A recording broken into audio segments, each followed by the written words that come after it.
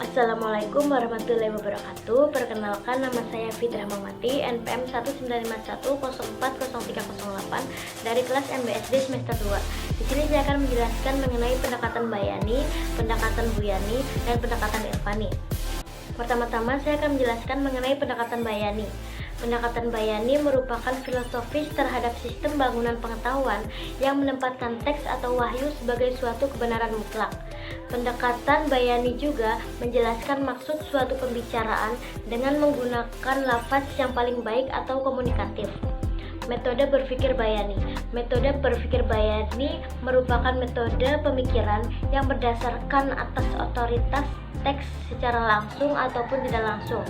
Secara langsung, bayani artinya memahami teks sebagai pengetahuan dan langsung mengaplikasikannya tanpa perlu sebuah pemikiran.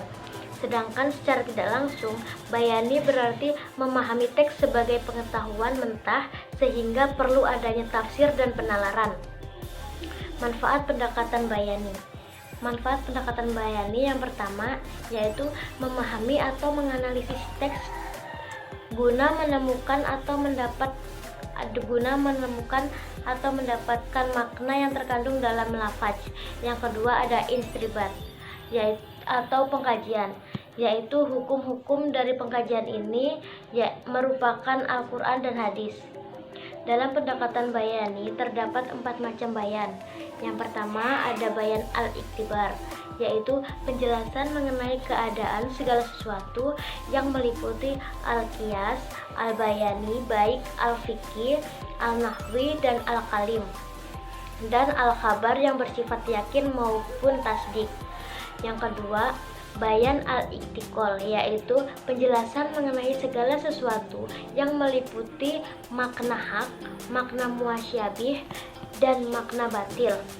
Yang ketiga, ada bayan al-ibarah yang terdiri dari al-bayan al-zahir yang tidak membutuhkan tafsir dan al-bayan al-batin yang membutuhkan tafsir. Yang keempat ada bayan al-kitab, maksudnya media untuk menukil pendapatan-pendapatan dan pemikiran dari kitab khat, dari katib khat, katib lafaz, dan lainnya. Keunggulan bayani terletak pada kebenaran teks atau Al-Quran dan hadis sebagai sumber utama hukum Islam yang bersifat universal sehingga menjadi pedoman dan patokan. Selanjutnya, yang kedua, saya akan menjelaskan mengenai pendekatan buyani. Pendekatan buyani merupakan atau berasal dari bahasa Arab yang secara harfiah berarti mensucikan dan menjernihkan. Epistemologi Burhani menekankan visinya pada potensi bawaan manusia secara naluriah, inderawi, eksperimen, dan konseptual. Pendekatan ini juga merupakan pendekatan yang berpandangan bahwa sumber ilmu pengetahuan adalah akal. Akal menurut pendekatan ini mempunyai kemampuan untuk menemukan berbagai pengetahuan.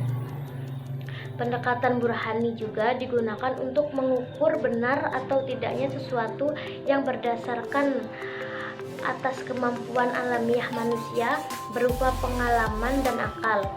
Sumber pengetahuan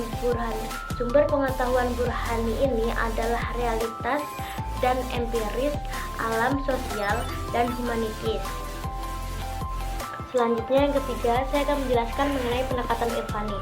Pendekatan irfani merupakan atau berasal dari bahasa Arab yang memiliki 2 makna asli, yaitu sesuatu yang berurutan yang saling sambung satu sama lain dan bermakna diam dan tenang. Pendekatan irfani juga menghasilkan pengetahuan lewat proses penyatuan rohani pada Tuhan dengan pernyataan universal. Keunggulan pendekatan irfani yaitu menyatakan bahwa segala pengetahuan yang bersumber dari instuasi musyahadah dan mukasyafah lebih dekat dengan kebenaran daripada ilmu-ilmu yang digali dari argumentasi rasional dan akal. Perkembangan pendekatan irfani dibagi menjadi 5 fase. Fase yang pertama yaitu fase pembibitan.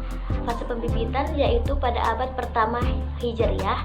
Karakter periode ini adalah yang pertama berdasarkan ajaran Al-Quran dan Sunnah, menjauhi hal-hal duniawi demi meraih pahala dan menyelamatkan diri dari neraka. Yang kedua, praktis-praktis tanpa perhatian khusus untuk menyusun teori atas praktik-praktik yang dilakukan.